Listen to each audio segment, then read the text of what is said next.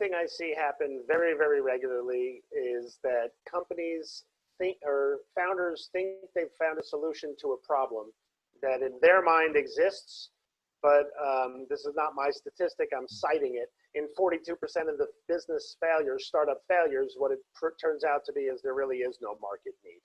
And so you have to do validation of the problem you're solving for and the need for the solution you're bringing to market.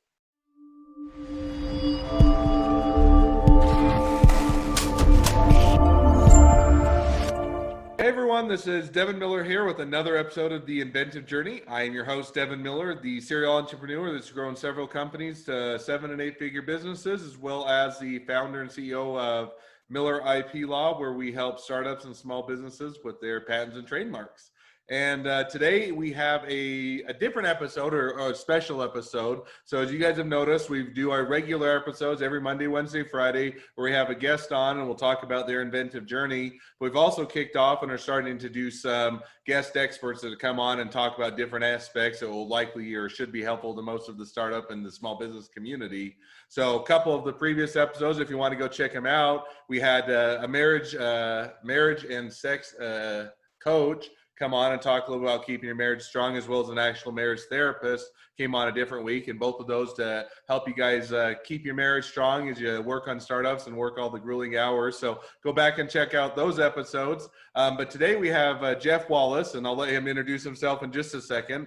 But he's a startup accelerator guy or expert, whichever you want to call it. And he helps, he'll explain a little bit more, but a lot of times accelerators for people that are new to startups or want to, or just getting into startups or wanting to accelerate, hence the name, their startup, oftentimes will go to accelerators. And my personal experience, there are some great accelerators that absolutely do a great job and or have a great value. And there are some terrible ones that absolutely take your money and run type of a thing. And I think Jeff is on the good side, but we'll let you guys make the decision on the air during the podcast. But Jeff has done some interesting things, and he's done some work with UC Berkeley. He does Silicon Valley in your pocket, and he'll talk a little bit more about that, as well as generally what an accelerator is and what's venture backable mean, and a whole bunch of other fun stuff. So with that as much of an introduction, welcome onto the podcast, Jeff. Hey, thank you so much, Devin. I really appreciate it. I'm looking forward to chatting with you today. So I gave you a bit of an intro, but maybe for those that aren't aware of, and I just gave a very high level, what is an accelerator, or what does an accelerator program do? And I know you guys do maybe a bit differently and move to doing it a bit more virtually in that, but kind of give everybody that kind of level set of what is an accelerator. Sure. So it's interesting. I've been fortunate to be involved in 2 different accelerators as a co-founder and as an executive within 2 of them, or a co-founder and then a leader. One of them is in a more traditional fashion and the other one is in a less traditional fashion. So I'll talk a little bit about both. But backing up to what is an accelerator. So an accelerator is really a place you go to access resources, people, tools, etc. as a startup founder, which are almost always under-resourced. You get to join an accelerator and get access to lots of resources. Typically, you'll find lots of coaches and mentors, advisors, really whatever word you want to put on them. It's basically people who have been through a journey of their own or have the ability to help you as a startup founder with your own journey. Okay. So you'll get access to those kinds of resources. Also, most accelerators give access to lots of tools that a startup is going to need, like CRM tools for their customer relationship management, cloud storage and cloud facilities like AWS and Google Cloud and others like that. Other technologies like HubSpot is another tool, like in the CRM space, for example. They're a great partner of ours, and many other accelerators as well. So you get access as a member of within an accelerator to lots of tools that come at either free up to a certain amount, and they're not insignificant amounts. They're typically into the 5 figures in some cases, or massive discounts, something on the order of 50 to 90% discounts on these tools. And they're all just there to help you get your business going with lesser resources required out of pocket. Okay. So one question, and I don't know if I have any particular order of my questions, but to get the ball or kicked off. So, I've never been through an accelerator, but I've had a lot of people that I've known that have gone through it. And, I've heard mixed experiences. Some they sing the praise of accelerator, and some of our clients go through accelerators and they've had great success. And other times you'll hear people that are, it's almost a cuss word, or, hey, I went in, they took my money, or they took a whole bunch of equity, took over the company, they didn't take it anywhere. And so how, if people are looking and saying, okay, that sounds great, I can get access to resources, I can get mentor, I can get guidance, I've never been through this, and I need, I like that help and support. How, other than self-promoting and saying yours is a great accelerator, how in general do you find what is a good accelerator and one that will actually help versus one that's a little bit more snake oil, or they just want your money, and as long as you keep paying, they'll keep doing acceleration? It's a good question, and I'm not going to even remotely profess ours is the best out there. There's a lot of good ones out there, and yeah, there's a lot of bad intended people as well, or bad intentions. I would recommend looking at either name brands. There are some big, very, very well-known ones. I wouldn't put my own in that level of category. I'm talking about the Y Combinators, 500 startups, Techstars. These are huge names, big, big names that have obviously, you could go and research the reputations and what they do, find some good information and make an informed decision. There are others that are more niche in that they'll focus in, say, hardware or life sciences. So they might be more verticalized, fintech, et cetera. And again, you can look at the various amount of research and feedback that you can find online, the reviews. Also look, there are two different types of accelerators. There are those that invest. They invest money in exchange, in most cases, for equity. So they'll take an equity position. The idea in that case is obvious. They're looking to invest, and they're very selective. They'll typically take somewhere between 1% to 2% of the applicant pool.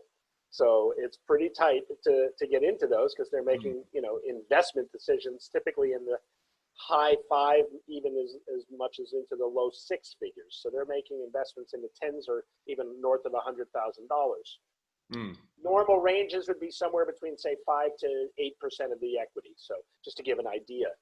So those accelerators, they're less risky, right? Because they're the ones taking the risk by putting up real hard dollars, capital into the business, and they're taking that in exchange for an equity position.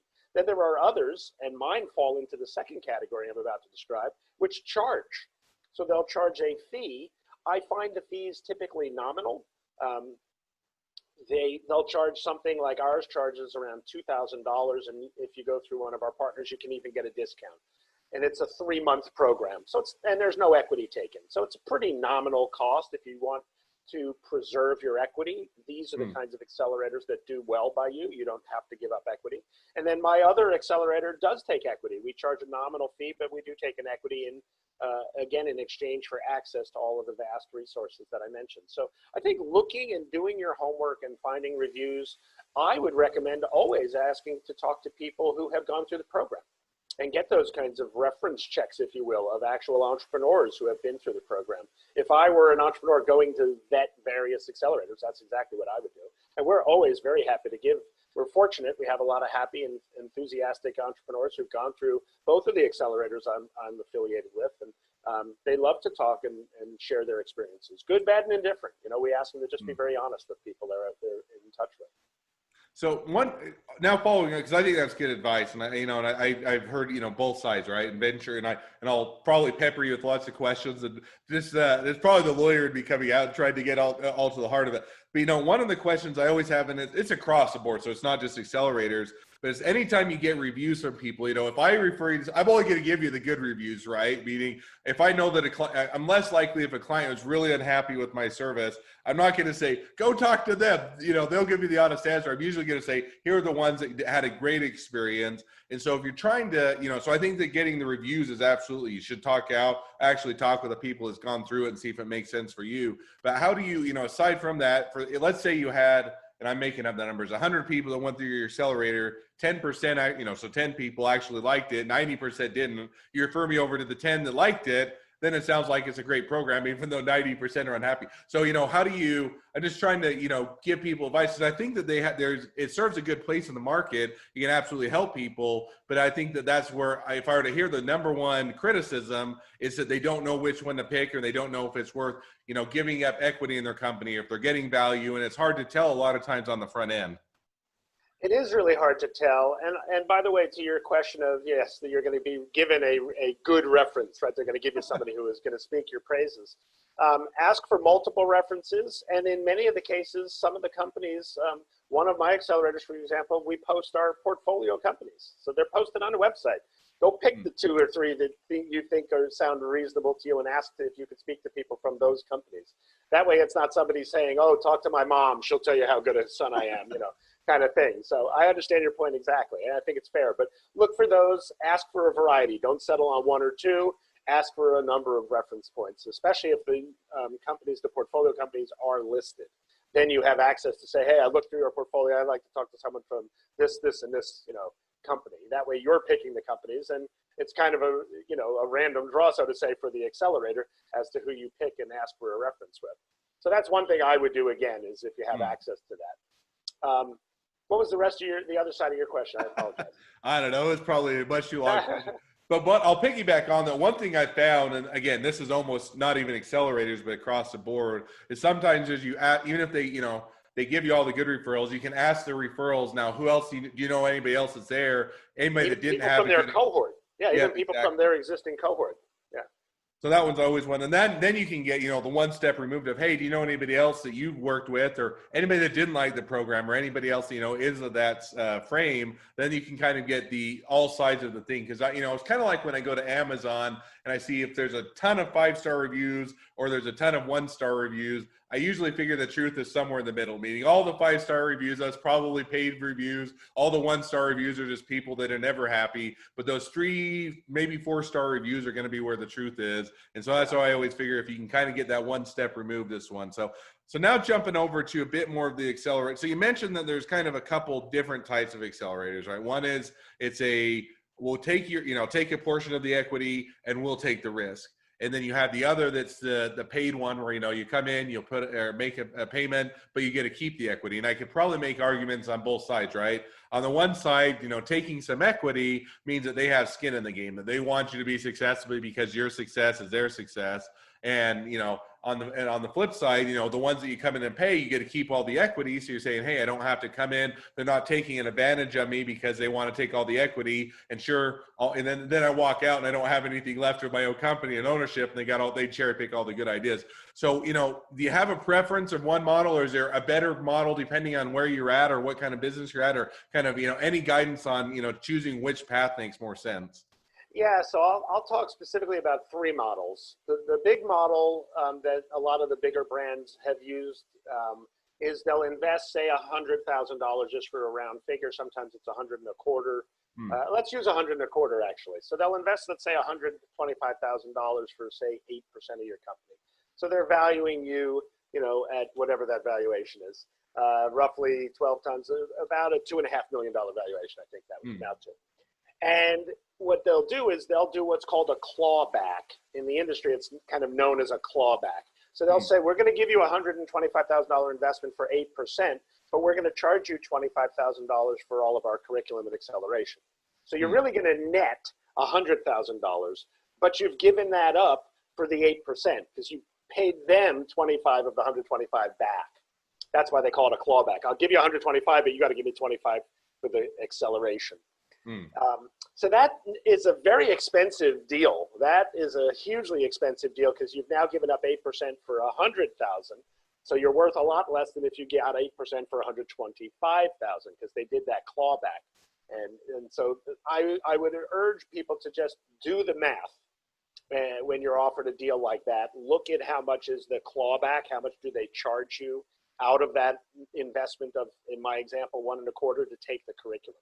Because that you're giving up equity for all of the full amount, even though you're only netting cash for the smaller amount. So that's one thing to be aware of. And again, just do the math. I'm not saying it's good, bad. Just do the math and make an informed decision. Sure. The other kind is, so we have one of my accelerators. We charge something on the order of $400 a month for 3 months. And we take a 4% equity position in the form of a stock warrant, which really is just giving us, it's like a stock option. It gives us as a company the right to purchase 4% of the equity of that company for a period of time at an agreed upon price. Typically we do it at the current price. And so you're paying a little bit of money out of pocket, You are giving up the right to this company in this example to acquire 4% of your equity for a long period of time at today's price. So there's there's incentive, because the real value the company gets is in enhancing the value of that equity, not the $400 a month. That's not doing anything substantive for the company. And then the third example is my virtual accelerator. You mentioned the name earlier, Silicon Valley in your pocket, entirely virtual. And we charge, if a company came through one of our affiliate partners and they offer a discount, they charge $1,200 for a 13-week or a 3-month program. So it's less than $100 a week that an entrepreneur invests in themselves by taking an acceleration program. There is no equity involved at all. So that's a very reasonable program. And in our example, if you did come through an affiliate partner, which we typically refer people through, they'll pay $1,200, and immediately they get access to all the cloud credits from Amazon and Google, both of which are north of $10,000. You don't get one or the other, you get both. You get up to $170-some thousand worth of benefits for $1,200. I mean, it's actually, they can be very good deals and give you access to these kinds of tools and resources at a substantially better price than you would get if you were on your own. So those are the 3 types of accelerators. I'm not judging between which is the best. I think it's independent, an independent decision each entrepreneur has to make for themselves. Okay, well, but I'll ask the question, which is what all good attorneys do when they want to get the answer they want to do, right? They ask the question differently. If you have a startup that you started today, which of the 3 models would you pick? I personally, as an entrepreneur, and I was a serial entrepreneur for many years of my own journey, my own career, I always believed that the equity was going to be the most valuable currency. It might be the easiest currency for me today at the beginning, so to say, at the very early stages of my business. It's a currency I might be able to use in lieu of cash, and cash is often in short supply. But I always believed that my equity was going to be worth far more than the cash that it would be exchanged for. And so I wanted to preserve cash. So I would look to the Silicon Valley in your pocket style pricing, where I'm paying under $100 a week and I'm getting access to really, amazingly qualified and experienced resources, in addition to all those tools that I was mentioning and cloud credits, et cetera. That one it feels like if you can't invest less than $100 a week in your own business for 3 months in the beginning, you probably have other considerations to think about if that's too much to invest, so to say. So to me, that's the only model of the 3 that actually preserves. There's no equity exchange in this case. The others each have equity. One is a 4% stock warrant, so it's giving somebody the option to buy your equity. And in the other, it's oftentimes an investment in exchange for equity. Okay, no, I think that makes sense. So now jumping topics just a little bit. So one thing that we talked a little bit before the podcast was on what would be, I think you said venture fund or backable companies. Not necessarily they are backed, but they could be backable. And, I guess I'm going to back up. I'll ask that question in just a minute with the preluding question. So you go through the accelerator, so you have I guess I'll start back even further. When you want to go through and you have an idea, what stage should you approach an accelerator? Meaning, should it be, hey, I've got an idea, I need mentorship on how to do prototyping and modeling and intellectual property and LLCs? Should it be at that stage that you go to accelerator? Should you already have your idea fleshed out to where you're kind of getting to the prototype stage? Should it be post prototype and you have a minimally viable product? Or what phase do you go to an accelerator with? It's a good question, and various accelerators do focus on different phases. So we tend to focus on seed and pre-seed, and that's normally a funding level, but that generally implies that they are very early stage. So they might not have what industry folks would call an MVP. They may not have a minimum viable product. They may have an idea and a business concept, and they're fleshing out, if you will, the business model, the go-to-market strategy, the value proposition, all these things.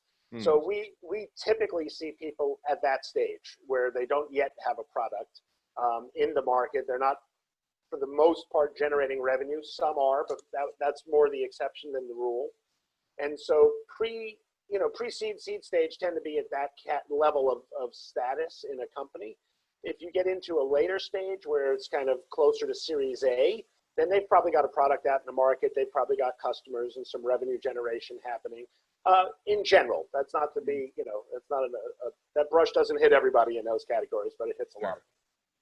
And I think it's good. I love the fact that I'm getting to do now at this stage of my life and career what I wished existed when I was a serial entrepreneur. I get to now provide that kind of experience and guidance from my own experience as an entrepreneur myself to entrepreneurs today. And I actually made a decision in 2015 when I started down this journey of starting and running Accelerators that I just wanted to go do for other entrepreneurs that had really good ideas what I wished I had when I was the entrepreneur, because I actually thought I'm probably better at helping a lot of entrepreneurs and I'll probably have more fun than focusing in on another new idea and creating a new entrepreneurial, one-off of my own. So that was a conscious decision to do that. Okay. So if I were to, I think, distill down, and if I'm putting words in your mouth, stop me, when they should do it is probably when they're kind of almost at the seed round, meaning that maybe they've got a business plan, or at least the beginnings of one, or they've got, a minimally viable product, or they have something tangible. So probably not necessarily the idea stage of, hey, I had this idea, now help me get it in fruition, but they put in a little bit of blood, sweat, effort, tears, maybe a little bit of their own money, and they developed it to a point that now, okay, we can help you accelerate it or take it to the next level. Is that about right? I think that's fair. I think, we even have, for example, a relationship with the company Stripe. If you're familiar with the big payments player, they have a program called Stripe Atlas, which even helps companies get formed. So it can take an entrepreneur who has an idea and wants to put, say, a Delaware C corporation in many cases underneath it, right, and build the business in that corporate structure. So they might come to us without having any corporate structure. It could be in the mid to later idea stages, and now they want to put an entity together and go get venture funding for that entity. So it's not unusual for us to see some companies even at that stage. Most of the companies we see typically have an entity formed already. Sometimes it's an entity structure we don't necessarily suggest for investments, meaning they might have it as an LLC, or wherever they got their guidance, they might have it as an S Corp. These are more challenging entity structures to get funding from third-party investors.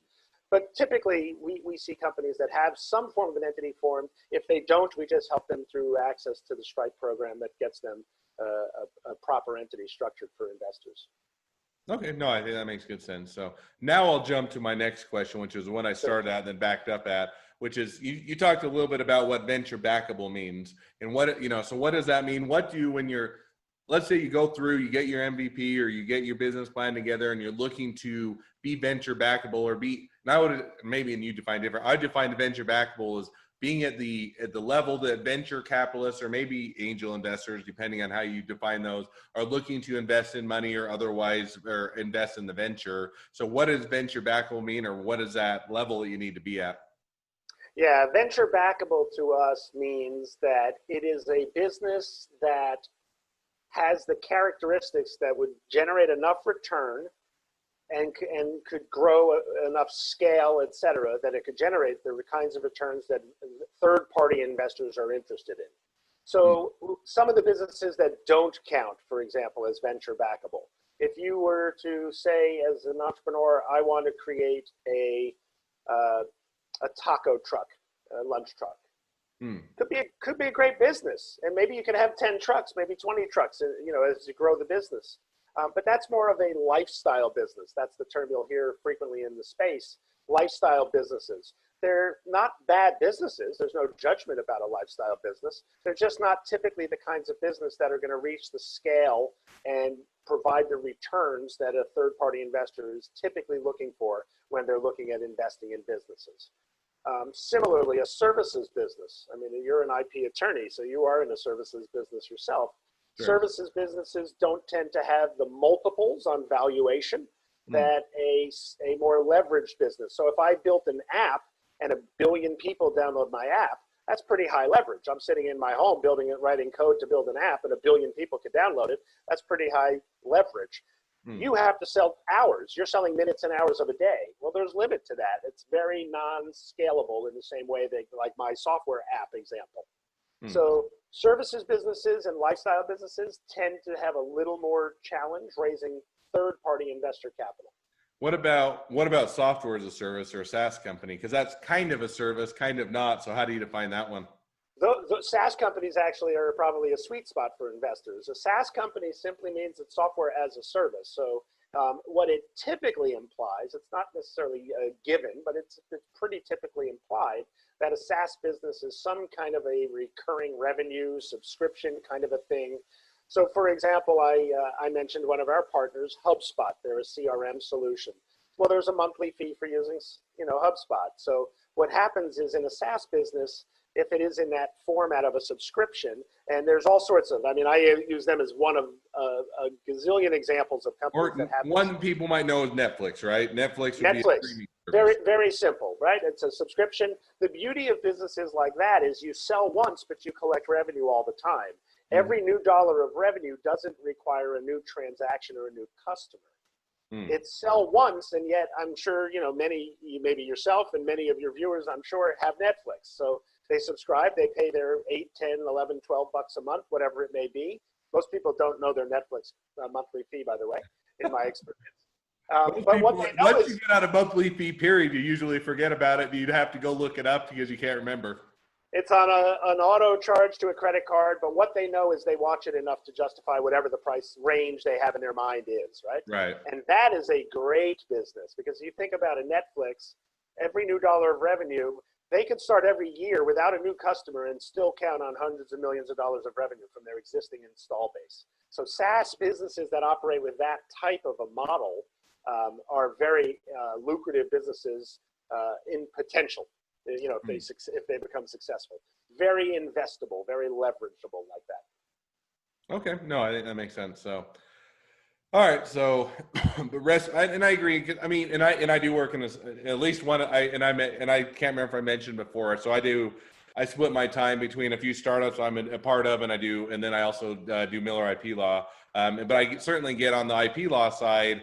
It is a hard, but it's compounded. If you go into, and I'm going off on a tangent for just a second, but the harder thing is, even in the legal field, is, first of all, it's hard to do a multiple, as you said, because a lot of it is a book of business, right? And you can put a price on it, but a lot of times the people are more with that person, not necessarily with the law firm, right? So they like an attorney or, a couple attorneys or that, but it's, with exceptions, but generally they're saying if that person leaves, I may not stay at the law firm. And so it's hard to put a multiple because it's almost on the person. But then on the legal side, and this is my tangent or my rabbit hole, it's even one side, because most states, they have rules that you can't even have owners in the law firm unless you're an actual attorney. So then it makes it double or twice as hard. And so the legal field gives you kind of a double whammy where, it's not very investable, and you can't even get investors, even if you could convince them that it's investable. And so it makes it so a lot of people have a hard time starting in the legal field to actually build a book, because, so there's a lot of other companies,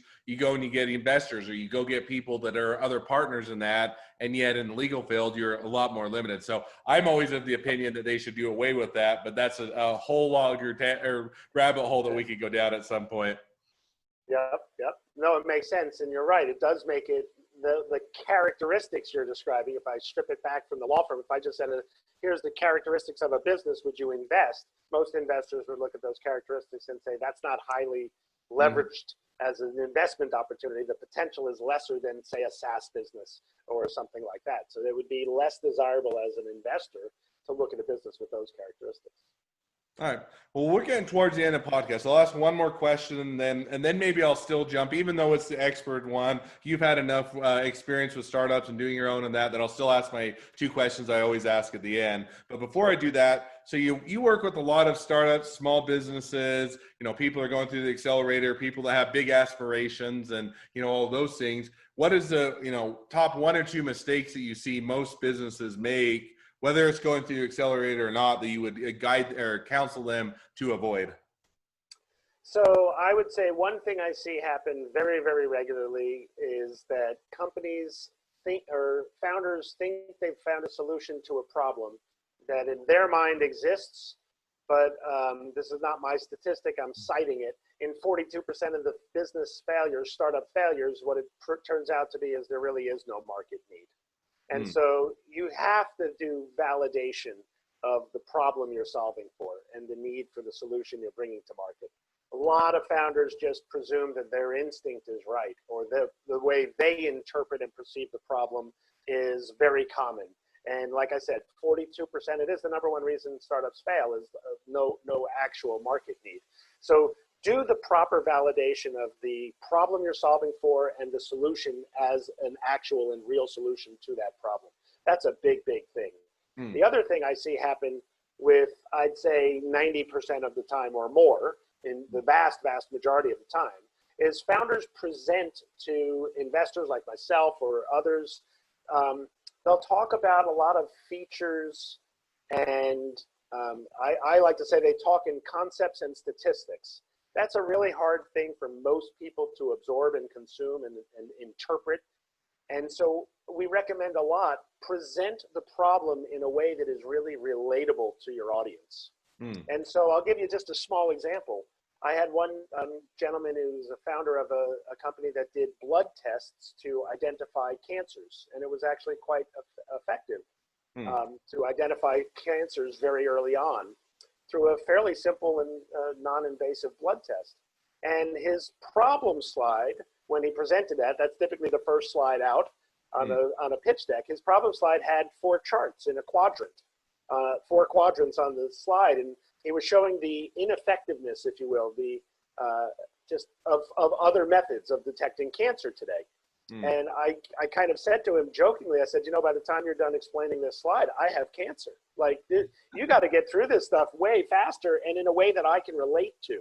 And so I lost a family member. My father passed from cancer. And so it was very near and dear to me. And if you ask people, hey, do you know anyone or have you yourself experienced, you know, the friends, family, loved ones, or yourself experienced cancer, most people will say yes. Sure. So we changed up his problem slide was a photograph of his cousin who died of late stage detected breast cancer. And he was super close with her. And so the minute he starts saying who she is and why she's not here, but geez, if they had a solution that could have identified her cancer earlier, maybe she'd be here with us on this call. Like, that's a very powerful and relatable, everybody can relate to that. And that is the kind of messaging, the way entrepreneurs or founders message has to be thought of from the recipient's or the listener's perspective, not their perspective. And I oftentimes see that happen in most cases with founders presenting their widgets or their solutions.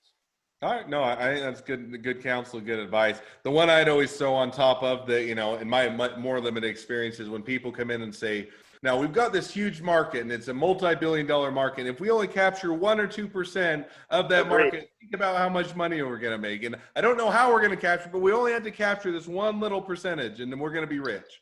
Absolutely right. We recommend against what you're describing, I call the top down. We don't do top down market sizing. I don't want to hear it's a multi-billion and I need a small sliver. We recommend doing a 3-year bottoms up forecast because that shows the investors what steps you're taking tomorrow, next week, next month, next quarter, next 6 months, next year, all the way for 36 months.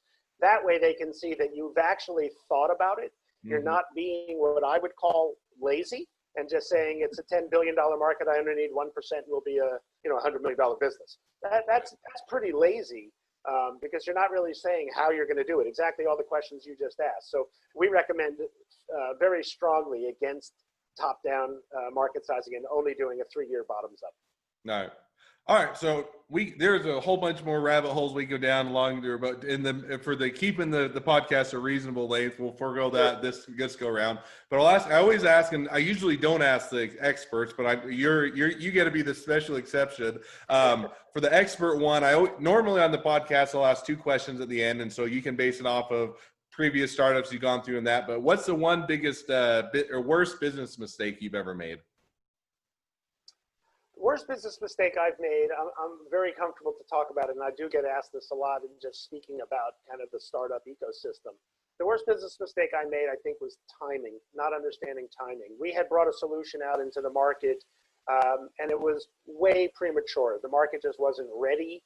My colleagues and I in the business were essentially kind of early testers of stuff, evangelists of new tech and innovation. But that doesn't create a mass market.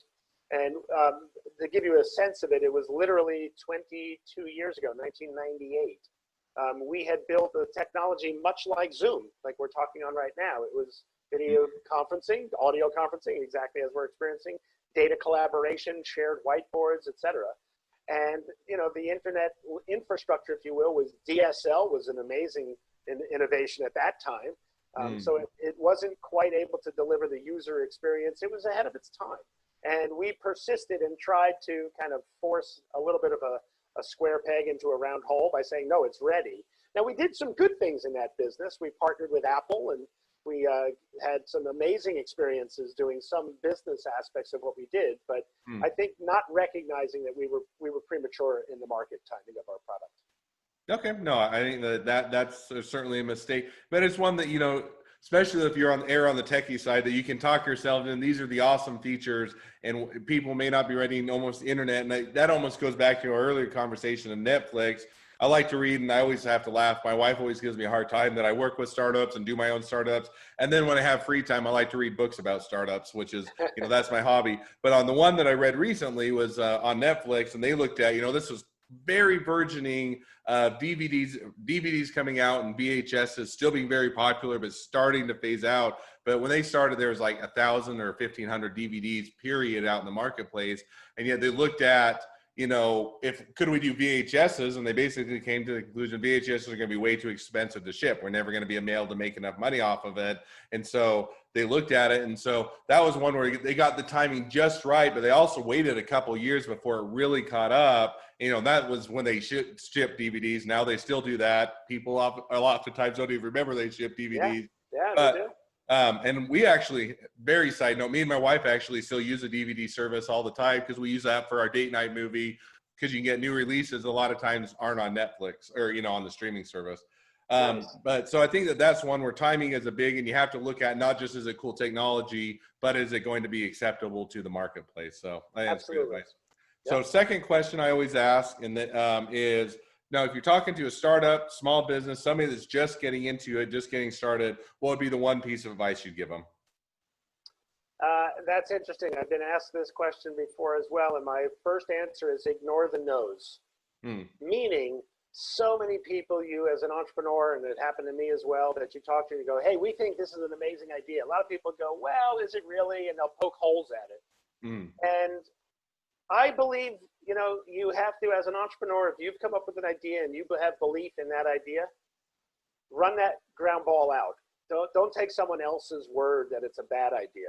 It may prove to be a bad idea, but prove that to yourself. Don't take someone else's word for it, because you'll always be looking back and asking, what if? And you don't want to live a life as an entrepreneur that way. You want to decide for yourself if, they're right, or, they're wrong. And in many cases, I think there are a lot of examples of entrepreneurial endeavors that there were more naysayers in the beginning, and yet they become phenomenally successful businesses. So ignore the no's, and I'll even throw one more on top of that if you permit me. Sure, go ahead. Yeah. The other answer I would give to that is become really, really good at communicating your message. Because I don't care how great an idea you have, if you can't communicate it effectively to the stakeholders that you need to, that could be investors, partners, clients, etc., other employees or prospects, you won't go very far. So you're going to have to learn to get very good at communicating, or surround yourself with people who are. Stay in your swim lane if you're an entrepreneur, but at least surround yourself with people who do the things that are necessary to succeed. Yeah, and I'd almost caveat that with, surround either, and I completely agree on, being a communicator, but I think it's got to be someone that's the founder or part of the company, meaning you can't just, sometimes you get into that, if I just go get a good sales guy, he's going to make all the difference in our business. It's going to turn it around. We just need a good marketing guy or a good sales guy. And I'm not saying they aren't a good thing for business. Don't take me wrong. But if you as a founder or co-founder, if you can't explain it, if you can't make it understandable, you're never going to succeed just with a good sales guy. So I think you've got to, either you or someone very high level founder, C-level on the team, has to be able to communicate your message very clearly. Because most of the time when you get in, especially if you're in the business or venture or others, people don't want to hear from the sales guy. They want to hear from the actual founder or someone that's actually there on the business. I agree with your point, and I would say, you mentioned a founder or a co-founder. I would, and I'm not suggesting when you use the word founder, you implied this, but I interpret it as a solo founder. I often, when I get approached by solo founders, and this did happen in one particular example I can think of off the top of my head, a solo founder came to me. I liked the gentleman very much. I liked his idea quite a bit, but I was concerned. And I said to him, go find yourself a really solid co-founder, come back and meet with me with that person. And if I like that person, then I'll invest. And he asked me why. And I said, because I don't invest in solo founders because I run the risk of the Greyhound bus syndrome. And he looked at me, cocked his head. He said, what do you mean? And I said, let's say we meet in a coffee shop and we leave. We had a good meeting. You step off the curb to cross over to the street and you get run over by a Greyhound bus. My investment's gone. You have no succession plan. There's no one to carry the torch of the business forward. So did I really invest in a business in that scenario? The answer is no. And so if you really want to get investors to invest in your business, there has to be what I would just call the succession plan, or somebody to carry the torch forward outside of maybe one of the co-founders. There needs to be another co-founder. And I often recommend doing that in a balanced way. If you're a business guy, get a tech co-founder. If you're a tech guy, get a business co-founder. If you're a businesswoman, get a technical woman as a co-founder, or, mix and mingle it however you do it. Have a mix of skills, a balanced set of skills. Don't get people just like you. Yeah, no, and I completely agree on all of that. So, so well, lots of more things that we could talk through, but as we wrap up the podcast, I appreciate you coming on. So if people want to get involved, use your accelerator, reach out with questions or any of the above, or just pick your brain or ask how to get venture or whatnot, what's the best way to connect up with you or reach out? They can contact me via our website at www.siliconvalleyinyourpocket.com. To shorten it, you can just use the initials, sviyp.com, or you can just email me at jeff@sviyp.com, and I'd be more than happy to help any of your listeners with any questions they have. Well, I'd certainly invite everybody to check you out, and if they line up with what you guys are looking for and it'd be a good match, I absolutely think that it'd be a worthwhile program to engage with. So thank you again for coming on. It's been a pleasure. It's been fun to talk through all of the things, the expertise that you're offering and all the advice you can give to those startups and small businesses getting started. For those of you that are either wanting to be an expert or wanting to be just a regular guest on the podcast and tell your story, feel free to go to inventivejourneyguest.com and apply to be on the podcast. And for those of you that are listeners, make sure to subscribe so you can hear all the new episodes as they come out. And finally, if you need any help with any patents and trademarks, feel free to reach out to us at Miller IP Law. Jeff, thank you again for coming on. It's been a pleasure, and hopefully people are keep us using your accelerator, and you'll be able to help lots of startups and small businesses be a raging success. Fantastic. Devin, thank you so much. I look forward to staying in touch with you over the time here, and much appreciate you inviting me on today. All right. Have a good one. Take care.